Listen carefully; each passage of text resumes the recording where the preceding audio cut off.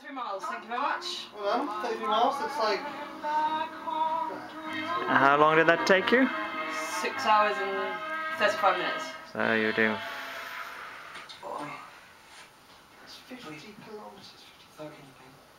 That's insane. How far's a marathon? 26.2 miles. Marathon. When I saw you, I'd already done a marathon, I forgot to say. Why didn't you just do a marathon then instead? What, less? So, Alright. No, an actual marathon. oh, I'm not interested in the distance.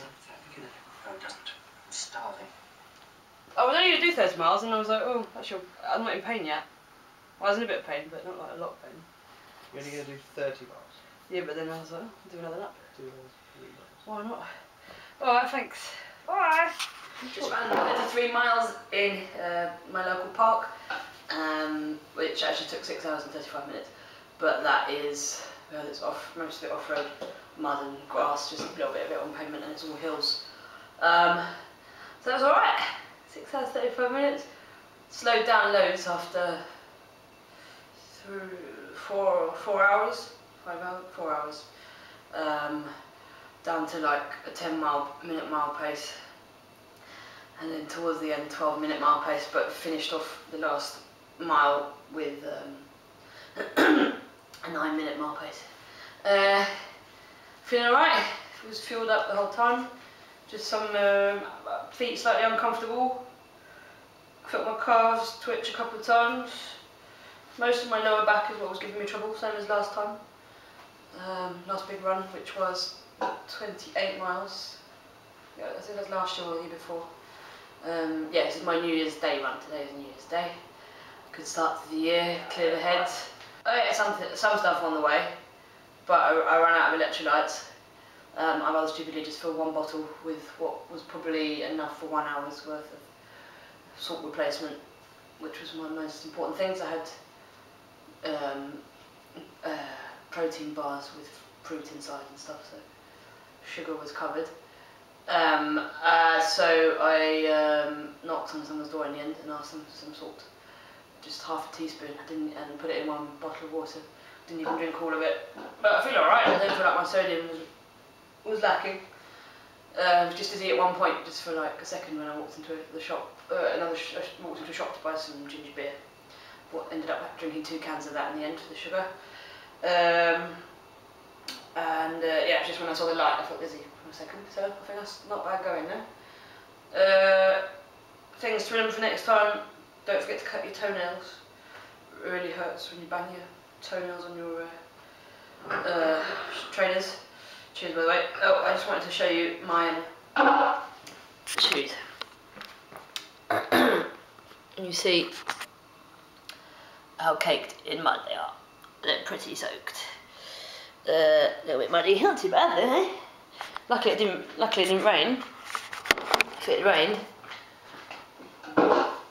it made things quite much harder. And nearly didn't take, bad English, nearly didn't take 2 long tops, so I nearly just went with 1 and 2 vests, this one and the vest.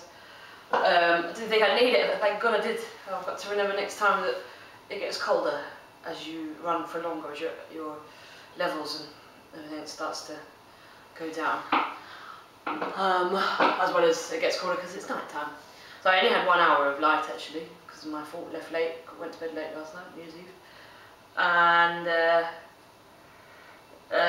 then it was dark the rest, and the moon for some reason wasn't there until the last 2 laps, and it was very beautiful. And it finally, there must have been some clouds over it, so when it finally cleared out, and the moon was really quite beautiful, really felt some, yeah, powerful, special. And the sky was full of lovely bright stars as well. Did some thinking. I was just thinking about things that I've achieved. Didn't actually drink any champagne yet. I don't really fancy champagne, but you've got to do it, haven't you, really? It's my longest run ever. That counts as a proper. I'm happy to say I've done an ultra marathon now. I mean, that's not it. That's not the end of it. I want to do 100 marathons. That's the big plan. But 33 miles counts as an ultramarathon, I think. I think that's respected as an ultramarathon. Done 28 before, but I didn't really see that as anything. No, it was an achievement, but too close to the marathon distance. A distance that has never interested me. So next I got to do more, haven't I? Got to do more long runs. It was really fun. Yeah, I tried to stay positive the whole time, which I did. Had some really wonderful songs, like motivational songs that I put on the end, which are always very useful. And yeah, just got to thinking about the things I've achieved, and just looked around the park at one point. As you can tell, I'm quite tired now. I barely talk. Now I came in really hyper, full of adrenaline. Now it's going down. I was thinking about my achievements. I looked at this hill I was running up. I was running up the hill and I was thinking, God, this hill used to scare me.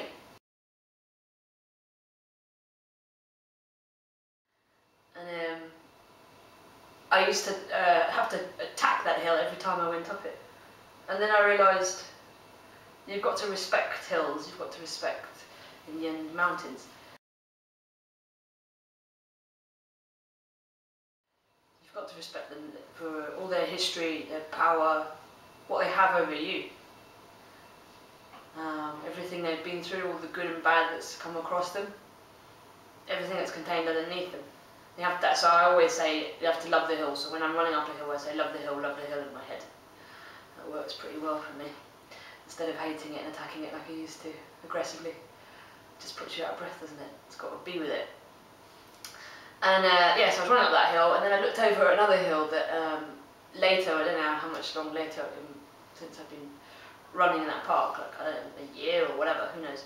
I remember one day looking at this hill, another hill in the park, which had always seemed so impossible to me, and I'd always thought I can't run up that hill. That's a really, really steep hill, and it's quite long. And then it just occurred to me one day, go on then, well, why not just do it? And that then became the next hill, my new challenge. And now that's nothing as well. I just run up it. You just go. It's just part of the run. I do laps, so I don't find boring. It's a beautiful park. It's very wild. And then I was thinking, then after that, there's another challenge, and then it was mountains.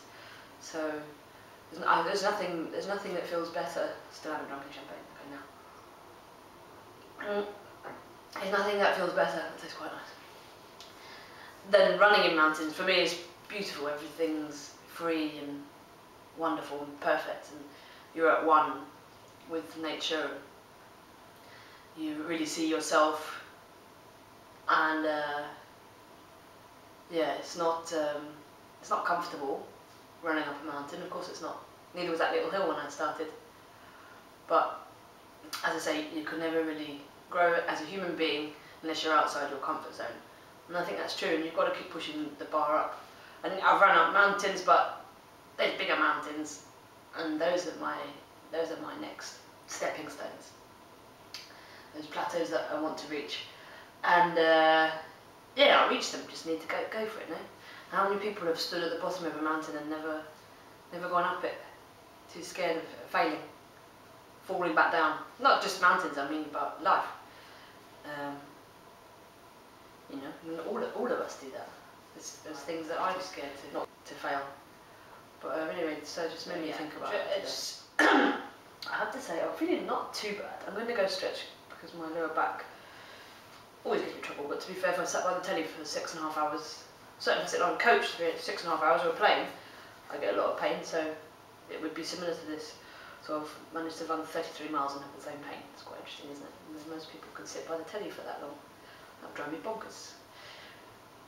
Always, there's one more thing. When I was running at this pretty house on the hill, and there were all the Christmas lights inside, and they'd set the table in their front room with the curtains were open, and the lights were dimmed inside, so you could just see the candlelight. And it looked so beautiful and inviting, and the house had adults and children inside. It just made me feel nice and warm. That was the house I went to ask for salt for, incidentally, for obvious reasons. And I complimented her and said, your house looks so welcoming. She didn't seem to mind. And also just after that, I'd seen this beautiful couple. Like, it was dark, so I couldn't really see, but just like almost a sort of silhouette, a black image of this couple just looking into the distance, standing still. with their arms around each other, his high, hers low, and he just turns and kisses her on the head. It was a really beautiful thing to see. It's a very simple thing. Anyway, I better stretch and have a hot shower. So, cheers, and to the next mountain.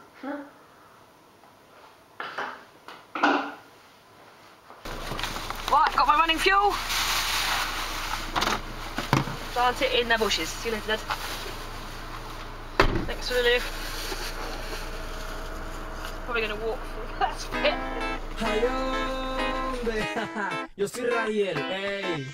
Y cada vez que yo te veo ya no sé disimular. Es raro lo que yo siento y ya no sé ni cómo.